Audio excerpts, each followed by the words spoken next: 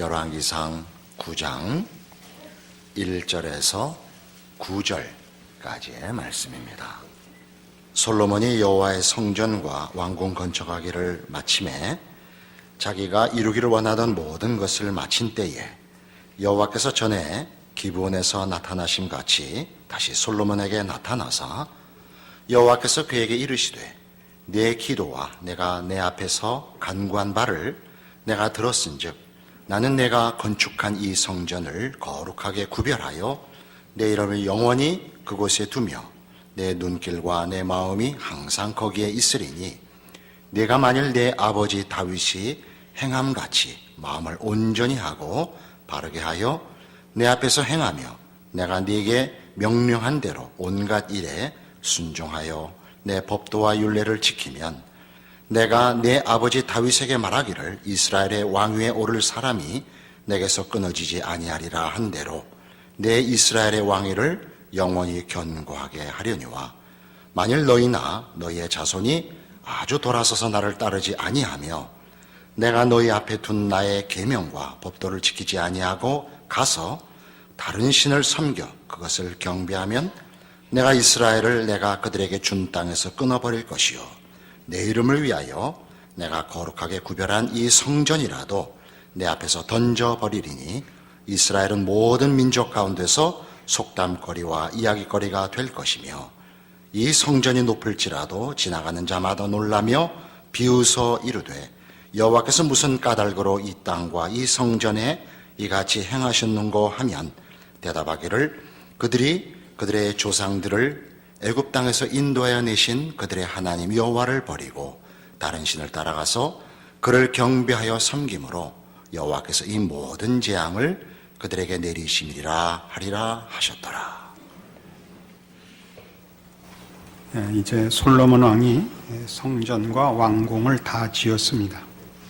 하나님께서 다시 솔로몬에게 나타나서 우리 지난번 설교에서도 확인한 바와 같은 그 조건적인 약속을 다시 한번 강조하십니다. 4절에 보듯이 네가 만일 네 아버지 다윗이 행함같이 마음을 온전히 하고 바르게 하여 내 앞에서 행하며 내가 네게 명령한 대로 온갖 일에 순종하여 내 법도와 율례를 지키면 이라는 조건입니다. 6절에도 만일 너희나 너희의 자손이 아주 돌아서서 나를 따르지 아니하며 내가 너희 앞에 둔 나의 계명과 법도를 지키지 아니하고 가서 다른 신을 섬겨 그것을 경배하면입니다. 우린 신명기적 역사관 혹은 신명기적 신학이라 이렇게 불렀습니다. 조건적인 약속입니다. 이 조건적인 약속에서는 하나님이 요구하시는 대로 신앙을 지키면 복을 받을 것이요 그렇지 않으면 벌을 받을 것입니다. 그 벌은 여기서 이렇게 강조됩니다.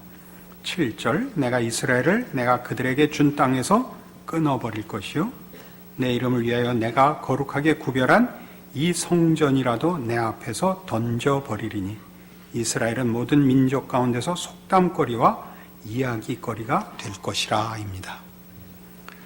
그러니까 따지고 보면 지금 이 열왕기서가 이미 멸망한 이스라엘 백성들로 바벨론의 포로가 되었거나 다른 나라로 뿔뿔이 살 길을 찾아 흩어진 난민들의 입장에서 읽어야 한다는 것을 염두에 두면 이스라엘이 왜 멸망했는가, 성전이 왜 다 회파되었는가, 그것은 이 조건에 나타난 대로 하나님을 순종하지 않고 그 명령대로 살지 않은 탓이라 이렇게 분명히 못 받고 있는 것입니다.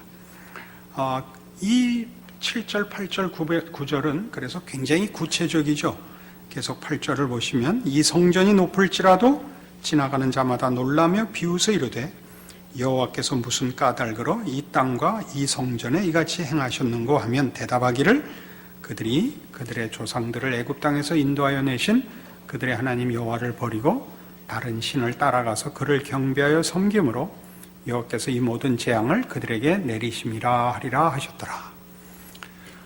그러니까 성전의 회파는 하나님이 무능하다는 것으로는 이해될 수 없고 저들을 애굽에서 인도하여 내어 이 땅에 심으신 하나님이 저들을 내어 쫓은 것이라. 저들이 하나님을 섬기지 않아서 불순종하여 자초한 것이라. 이렇게 분명하게 못 받고 있습니다. 이 문제는 나중에 이스라엘 말기의 선지자 노릇한 예레미야에 의해서 이렇게 다시 한번 강조됩니다. 예레미야 7장입니다. 구약성경 1060페이지 예레미야 7장 1절부터 봅니다. 예레미야는 이스라엘 말기에 이제 요시야 왕으로부터 이스라엘이 멸망하여 바벨론의 포로가 될 때까지 선지자로 활동했던 사람입니다. 예레미야 7장 1절 여호와께로부터 예레미야에게 말씀이 임하니라 이르시되 너는 여호와의 진문에 서서 이 말을 선포하여 이르기를 여호와께 예배하러 이 문으로 들어가는 유다 사람들아 여호와의 말씀을 들으라. 만군의 여호와 이스라엘의 하나님께서 이와 같이 말씀하시되 너희 길과 행위를 바르게 하라. 그리하면 내가 너희로 이곳에 살게 하리라. 너희는 이것이 여호와의 성전이라 여호와의 성전이라 여호와의 성전이라 하는 거짓말을 믿지 말라. 너희가 만일 길과 행위를 참으로 바르게 하여 이웃들 사이에 정의를 행하며 이방인과 고아와 과부를 압제하지 아니하며 무죄한 자의 피를 이곳에서 흘리지 아니하며 다른 신들 뒤를 따라 화를 자초하지 아니하면 내가 너희를 이곳에 살게 하리니 곧 너희 조상에게 영원 무궁토록 준 땅이니라. 그러니까 내용은 자명합니다. 성전을 지은 것으로 너희들의 신앙 책임이 다 끝났거나 면제되는 것 아니다. 그 얘기죠. 그래서 이 성전을 진 이스라엘 백성들에게 이 성전을 진 것으로 이제 우리 할 일을 다 했고 하나님은 우리에게 복을 주셔야만 한다는 식의 자기 기만으로 가지 마라. 이것이 여호와의 전이라 여호와의 전이라 여호와의 전이라 하는 거짓말을 믿지 말라가 되는 것입니다. 그래서 이제 현실적으로 너희가 그러면 어떤 자리에 있느냐를 8절 이하에 이렇게 지적합니다. 보라 너희가 무익한 거짓말을 의존하는도다. 너희가 도둑질하며 살인하며 간음하며 거짓 맹세하며 바알에게 분향하며 너희가 알지 못하는 다른 신들을 따르면서 내 이름으로 일컬음을 받는 이 집에 들어와서 내 앞에 서서 말하기를 우리가 구원을 얻었나이다 하느냐? 이는 이 모든 가증한 일을 행하려 함이로다. 내 이름으로 일컬음을 받는 이 집이 너희 눈에는 도둑의 소굴로 보이느냐? 보라 나곧 내가 그것을 보았노라. 여호와의 말씀이니라. 이스라엘 백성들이 성전을 지은 것으로 하나님에 대한 저들의 신앙과 또 하나님의 백성으로서의 책임이 다 완료된 것이 아니라 그것은 신앙의 한 표현이요 진심의 한 부분이며 더 중요한 것은 저들의 전 인격과 삶에 걸친 하나님의 말씀의 순종과 하나님을 사랑하는 것이라 이렇게 지적하며 너희가 그것을 구별하여 몇 가지의 명분으로 하나님을 말하자면 입막음하고 너희 마음대로 살고 있다. 그렇다면 내가 이 성전을 할 것이라 라고 다시 한번 예레미야 선지자를 통하여 지적하고 아주 엄하게 경계하는 장면입니다. 우리는 이 성전이 회파될 것이라 하는 경고와 예언과 또 그리고 역사적인 사실을 알고 있습니다. 우리 잘 아는 대로 이 성전은 그러니까 이스라엘 백성들이 또 남왕조 유다가 바벨론의 포로가 되던 BC 586년경에 완전히 파괴됩니다. 나중에 이제 그 포로 시대가 끝나고 고레스 왕의 칙령으로 인하여 이스라엘 백성이 본토로 복귀하게 되었을 때 그 유다의 회복된 유다의 지도자인 수룹바벨을 앞장 세워 BC 516년경부터 다시 성전 재건에 들어가서 시일이 좀 걸려서 성전을 다 짓습니다. 다시. 그러나 그 두 번째 성전은 알렉산더 대왕의 네 장군이 알렉산더 사후에 전 세계를, 그때 말하는 전 세계는 헬레니즘 세계의 전 세계입니다. 주로 소아시아 쪽에 팔레스타인 지방과 알렉산더가 점령했던 지방을 넷으로 나눌 때 그 나라가 되어 대표적으로 안티오코스 에페파네스 같은 사람에 의하여 약탈당하고 많이 훼손당합니다. 그랬던 것을 예수님 태어나실 때 왕이었던 헤롯 대왕이 BC 20년경부터 다시 개축을 하고 보수를 지나서 개축을 하는 좀 더 크게 다시 확장을 해서 AD 70년경에야 마치는데 다 마쳤을 때쯤 다시 로마에 의해서 완전히 회파됩니다. 그래서 예수님 예언처럼 돌 하나도 돌 위에 남지 않는 완벽한 이제 파괴가 이루어집니다. 그래서 우리가 지금 성경에서 보는 대로 이미 솔로몬에게 왕위를 넘길 때부터 다윗의 입을 통하여 무조건적 다윗 왕권의 은혜의 약속이 조건적 약속으로 변하기 시작한 걸 우리가 살펴보았습니다.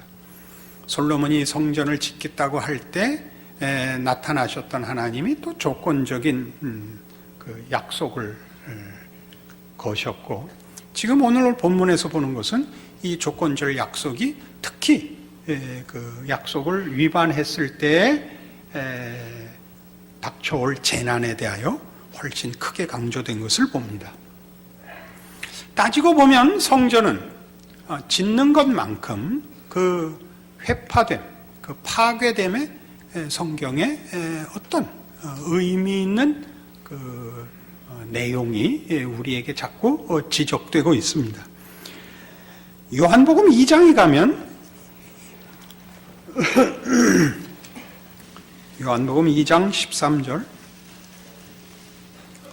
유대인의 유월절이 가까운지라 예수께서 예루살렘으로 올라가셨더니 성전 안에서 소와 양과 비둘기 파는 사람들과 돈 바꾸는 사람들이 앉아있는 것을 보시고 노끈으로 채찍을 만드사 양이나 소를 다 성전에서 내쫓으시고 돈 바꾸는 사람들의 돈을 쏟으시며 상을 엎으시고 비둘기 파는 사람들이 이르시되 이것을 여기서 가져가라. 내 아버지의 집으로 장사하는 집을 만들지 말라 하시니 제자들이 성경 말씀에 주의 전을 사모하는 열심히 나를 삼키리라 한 것을 기억하더라.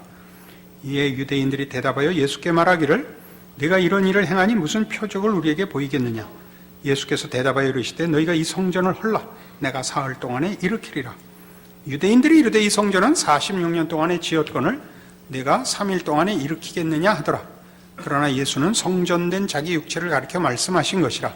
죽은 자 가운데서 살아나신 후에야 제자들이 이 말씀하신 것을 기억하고 성경과 예수께서 하신 말씀을 믿었더라.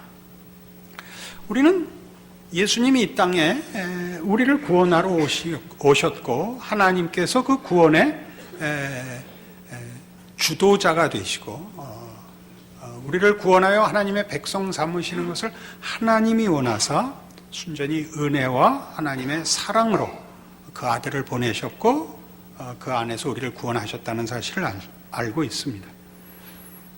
지금 예수님께서 성전 안에 들어가 그 성전에 그 말하자면 시장통이 된 것을 다 정결케 하시는 장면인데 이 일을 하자 사람들이 당신이 누구길래 와서 이런 일을 하는가? 당신이 뭐길래 무슨 권위로 이 장사꾼들을 다 몰아내는가? 이 장사꾼들은 먼 지방에서 성전에와 제사를 지내야 되는 사람들이 재물을 가지고 오기가 불편하니까 와서 돈 주고 재물을 사곤 했는데 그것이 더 큰 일이 되고 말았던 것이죠. 성전의 그 진정한 의미와 그 내용보다 그저 제사를 지내기에 급급하고 하나의 신앙적인 표현과 수단에 불과한 피상적인 것이 되어서 장사가 더 중요한 일이 된 것을 주님께서 분노하신 것입니다. 이렇게 할 자격이 있느냐? 무슨 권위로 하느냐? 여기 무슨 표적을 우리에게 보이겠느냐? 도대체 무슨 권세로 이 일을 하느냐? 이 성전을 헐어라. 내가 사흘 만에 지을 것이라 이렇게 대답하시는 장면이고, 그것이 그의 죽으심과 부활로 제자들에게 그 말의 뜻이 이해됐다, 이렇게 말하는 대목입니다. 그러면 따지자면 예수님으로 인하여 진정한 성전이 성립된다면 사람이 지은 성전은 헐어야 된다는 뜻이 됩니다. 우리가 열왕기서에서 보는 성전의 회파는 사실은 그 백성들이 하나님을 제대로 섬기지 못하여 저들이 포로가 되고 성전이 회파되는 것인데, 지금 예수님께서 성전을 헐어라, 그래야 내가 새로 짓겠다라고 말씀하신다면 우리가 짓는 성전은 반드시 헐어야 되는 문제가 되는 것입니다. 그렇지 않으면 예수님이 자신이 지으시는 성전을 우리는 가질 수가 없다는 뜻이 되죠. 그럼 뭘 헐어야 되느냐? 분명히 열왕기서에 나오는 것은 성전이 회파되는 것은 우리의 불신앙 때문인데, 성전이 유지되는 것이야말로 우리의 신앙이 정상이며 하나님 앞에 받아들여진다는 뜻이요, 성전이 회파되는 것은 우리의 신앙이 실패했다는 뜻인데, 예수님이 오셔서 성전을 헐라고 오히려 얘기를 하신다면 우리는 이 문제에 대해서 더 깊이 이해할 수밖에 없죠. 성전이 헐리는 것은 언제나 우리가 지은 것으로서는 헐려야 된다는 뜻입니다. 우리가 지은 것이라는 것은, 궁극적으로 기독교 신앙이라는 것은 인간의 종교성과 열심 위에 서 있는 것은 아니라는 얘기죠. 기독교 신앙이라는 것은 예수 그리스도를 보내신 사건에서, 또 예수 그리스도의 죽음과 부활에서 나타났듯이 은혜 위에 서 있습니다. 은혜 위에 서 있다는 말은 우리의 능력과 우리의 열심 위에 서 있는 것이 아니라 하나님의 열심과 하나님의 능력 위에 서 있습니다. 우리가 하나님을 찾아서 구원이 이루어진 것이 아니라 하나님이 우리를 찾아와 구원을 허락하듯이, 하나님을 모시고 만나야 되는 성전은 우리가 짓는 것이 아니라 하나님이 찾아와 지으시는 것이다, 이렇게 성경은 얘기하는 것입니다. 에베소서 2장에 가면 신약성경 310페이지 311페이지 에베소서 2장 20절입니다. 너희는 사도들과 선지자들의 터 위에 세우심을 입은 자라. 그리스도 예수께서 친히 모퉁이 돌이 되셨느니라. 그의 안에서 건물마다 서로 연결하여 주 안에서 성전이 되어가고, 너희도 성령 안에서 하나님이 거하실 처소가 되기 위하여 그리스도 예수 안에서 함께 지어져 가느니라. 여기는 성전이 보이는 건축물이 아니라 예수 그리스도를 근거로 하여 하나님의 백성으로 구성된 인적 구성물이라, 이렇게 가르칩니다. 그러니까 성전은 하나님을 만나는 곳인데 주도권이 우리에게 있지 않습니다. 하나님이 우리를 만나러 오시는 곳입니다. 우리가 지은 성전을 헐어야 되는 것은 우리가 요구하고 우리가 소원하고 우리가 만들어내는 종교와 대상이 아니고, 유일한 창조주이신 하나님이 그가 지으신 백성들을 향한 당신의 신실하심으로 그 백성들의 하나님으로서의 당연한 그 권리와 책임을 수행하시는 은혜요 보살핌으로써 성전인 것입니다. 그래서 하나님은 우리를 찾아오시며 우리를 당신의 백성으로서 품으시는 것입니다. 우리가 만들 수가 없습니다. 하나님은 예수 안에서 만드십니다. 예수 안에서 성전을 만든다는 것은, 또는 우리가 이해하는 대로 기독교 신자가 되고 그 신앙을 고백한다는 것은, 이런 측면에서 하나님이 우리를 부르사 당신 품에 안으시는 행위입니다. 우리는 그의 자녀로 그의 품을 떠날 수 없는 그리스도 예수 안에서 하나님의 성전이 되는 것입니다. 여기에 말하자면 열왕기서가 가지는 역사적 차원의 성전 건축과 그 건축의 회파가 가지는 의미가 있습니다. 그것이 깨질 수밖에 없는 것은 우리가 지은 성전은 깨질 수밖에 없습니다.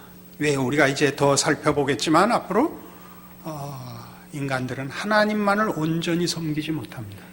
그토록 우상 숭배가 극성을 떠는 이유는 우리는 다 우리가 만든 신을 섬깁니다. 우리가 만든 신을 섬긴다는 것은 자기가 신이 되는 거죠. 내 필요를 위하여 나보다 능력 많은 신을 동원할 뿐이지 그 신을 경배와 찬송의 대상으로 섬길 수는 없습니다. 인간이 만드는 종교는 언제나 자신의 소원과 생각의 그 차원을 벗어날 수가 없습니다. 여기에 기독교 신앙의 고유함과 특별함이 있는 것입니다. 여러분 모두는 말하자면 예수를 믿는다고 고백하여 하나님의 백성 된 것을 이해하며 고백합니다.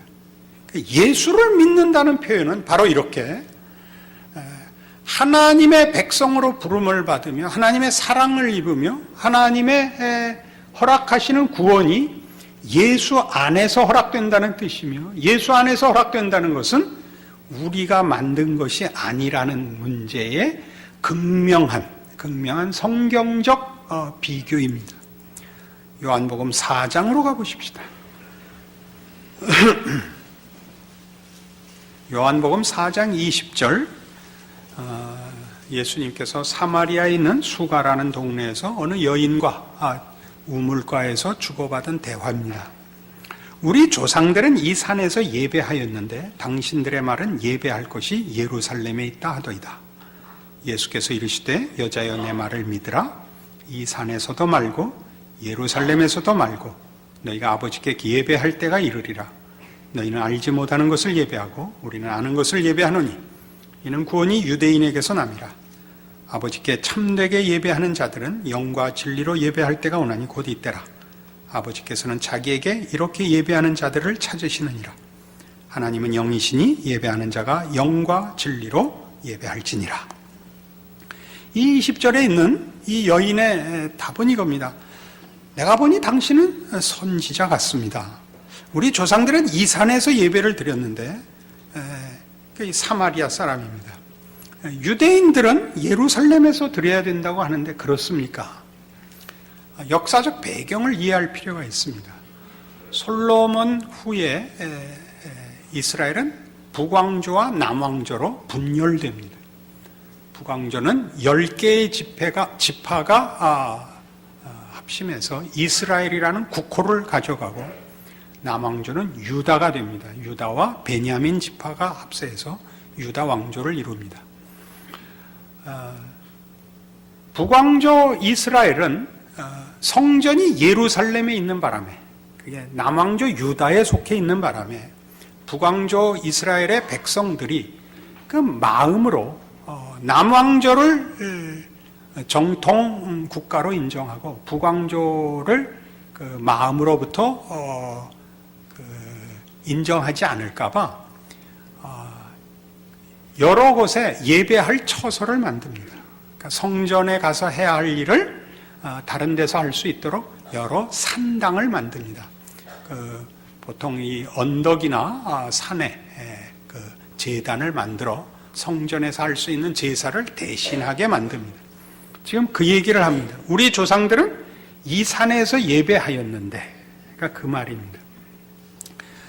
당신들의 말은 예배할 곳이 예루살렘에 있는 그 성전에서만 해야 된다고 합니다. 이 얘기입니다. 이 말은 이제 성전을 건축한 이후에 이스라엘의 그 역사 속에서 성전 건축 이후에는 예배를 예루살렘 성전에서 드렸느냐 다른 곳에서 드렸느냐가 중요한 하나님을 섬기고 그 계명을 지키는 문제의 진위를 가리는 중요한 기준이 됩니다. 성전에서 드렸느냐 산당에서 드렸느냐가 중요한 그 판별식이 됩니다. 그러니까 여기서도 바로 그 문제가 언급되어 있습니다. 그런데 예수님께서 이 산에서도 말고 예루살렘에서도 말랍니다. 여기 예루살렘은 우리 잘 아는 예루살렘 성전입니다. 그것이 중요하지 않다. 장소가 중요하지 않다. 건축물이 중요하지 않다. 이 산에서도 말고 예루살렘에서도 말고 너희가 아버지께 예배할 때가 이르리라. 너희는 알지 못하는 것을 예배하고 우리는 아는 것을 예배하노니 이는 구원이 유대인에게서 남이라.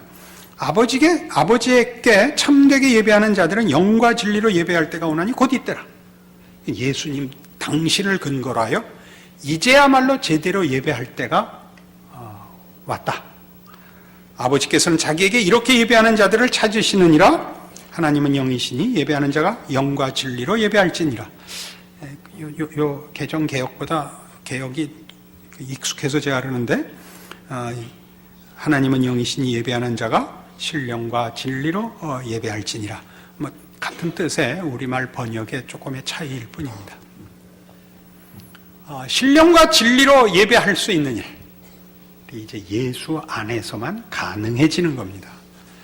예수 안에서만 가능해진다는 것은 하나님께서 예수 안에서 우리와 화목하시며 진정한 은혜와 사랑과 허락하시는 모든 복들이 우리의 것이 될 수 있도록 모든 장애를 제거하십니다.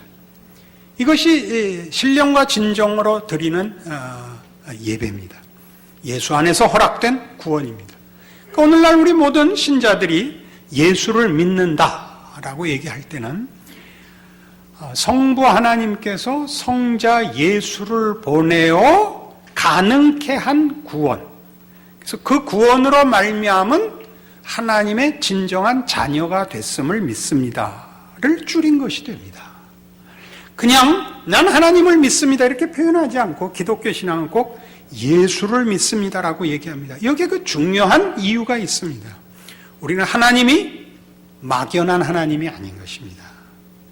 이 막연한 하나님이라는 것은 우리의 도덕성이나 종교성이나 실용성으로 내가 만든 하나님이 아니다가 가장 중요하게 분별되도록 예수를 믿는다라고 고백하는 것입니다.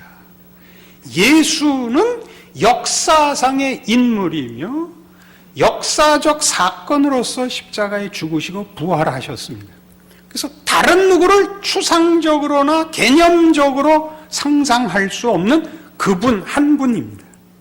기독교 신앙을 논하면 여러분이 이렇게 주의를 지키고 하나님을 믿는다고 할 때 그 하나님을 아브라함과 이삭과 야곱의 하나님, 왜 이런 말을 하냐면 역사에 등장한 하나님, 그들의 생애를 통하여 증언한 하나님, 누구나 얘기하는 그냥 하나님이 아닌 역사로 계시된 하나님, 특별히 예수 그리스도를 통하여 우리를 만나신 하나님이라는 개념에서 예수를 믿는다고 고백을 합니다. 그랬을 때 우리에게 중요한 것은 이 우리를 찾아오시고 우리에게 목적을 두시고 약속하신 하나님이라는 것을 예수 안에서 확인하지 않으면 우리의 신앙은 전혀 다른 것이 됩니다. 헐어야 될 것이 됩니다. 헐어야 될 것. 여러분의 신앙의 성숙의 과정에서 일어날 수 있는 것과 본질과 목표에서 틀리는 것을 혼동하지 마십시오. 여러분은 기도해야 됩니다.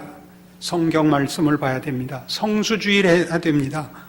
여러분의 삶 속에서 신자 노릇을 여러 각도로 해야 됩니다. 겸손하고 온유하고 믿음을 지키고 전도하고 해야 됩니다. 그러나 그것이 내가 지은 성전이어서는 안 된다 이겁니다. 내가 지은 성전일 때는 그것 하나로 나머지는 하나님께 순종하지 않아도 헌신하지 않아도 되는 자신을 발견하게 됩니다. 미묘한 문제입니다. 우리 전 삶을 드리고 싶지만 아직 이렇게밖에는 못하고 있다고 느끼는 것과 내가 이것저것을 하고 있으니 나는 참다운 신자이다 라고 자신하고 실제적으로 자신의 인격과 생애를 바치지 못하는 사람이 의외로 많습니다. 이렇게 몰아붙이는 것 아닙니다. 지금 정도 하는 것 갖고 안 됩니다. 더 봉사하셔야 됩니다. 이렇게 명분으로 여러분을 떠밀자는 얘기가 아니라 하나님이 누구인지를 알고 우리의 존재와 생애를 하나님과 묶지 않고는 생각할 수 없다는 것으로 자신의 신앙을 이해하지 못한다면, 그리고 그러기엔 내가 턱없이 부족하지만 이 일이 나로부터 출발한 신실함이나 열심이나 소원에 근거한 것이 아니라 하나님이 소원해서 하나님의 열심이 나를 붙잡았다는 것을 예수 안에서 확인하는 것으로서 확인되지 않는다면 여러분의 신앙은 여러분이 지은 성전 속에 붙잡혀 있는 것입니다. 예수님이 당장이 말씀을 하실 것입니다. 성전을 헐라. 내가 사흘 만에 지었다. 이 성전으로 이사 와라. 그렇게 말씀하실 것입니다. 이 진정한 예수 안에서의 여러분의 신앙을 확인하게 되면 여러분은 여러분의 삶을, 여러분의 신앙을 어떤 정황이나 어떤 환경이나 또는 여러분의 신실함과 무능함까지도 다 묶어서 예수 안에 있는 하나님의 사랑과 구원함에서부터 벗어날 수 없다는 안전과 약속 속에서 자신을 돌아보게 되며, 그래서 늘 회개하고 늘 다시 소망을 가지게 됩니다. 만일 우리가 고백하는 신앙 고백의 근거가 확인되지 않으면 우리는 늘 절망과 갈등과 자만 사이를 넘나들게 될 것입니다. 여러분의 신앙을 점검하십시오. 아직도 헐어야 되는 성전인지, 예수님이 지으신 성전 안에 있는지, 그래서 하나님과 함께 살기에 두려우며 부끄러우며 그러나 안심이 되고 있는가? 오늘의 이 말씀으로 여러분의 힘을 삼으시기 바랍니다. 기도하십시다. 하나님 아버지 은혜를 감사합니다. 하나님의 자녀가 되고 예수 안에서 부름을 받는다는 것이 어떠한 것인지 확인합니다. 그것은 하나님의 은혜요, 능력이요, 약속이요, 신실하시며 기뻐하시는 우리 모두를 향한 복입니다. 이 사실을 알고 우리의 삶을 살게 하사 우리의 삶의 어느 정황, 어느 환경, 어느 경우 나의 어떠함을 뛰어넘는 하나님의 부르심과 기뻐하심 속에 있는 우리의 존재와 운명을 확인하여 신자로서의 당연한 순종과 책임 있는 삶을 주 앞에 드리는 승리하는 하루하루의 삶을 사는 자 되게 하셔서 우리의 존재와 우리의 삶은 이 세상에 비치고 소금이며 하나님의 사람으로 사는 기적의 인생인 것을 모두가 확인하는 그런 승리하는 삶이 되게 축복하여 주시옵소서. 지금은 우리 주 예수 그리스도의 은혜와 하나님 아버지의 극진하신 사랑과 성령님의 교통하심이 하늘 하나님을 아버지라 모시게 된 존재와 삶과 운명을 기억하고 예수 안에서의 승리를 약속하고 돌아가는 심령들 위해 영원토록 함께 있을지어다. 아멘.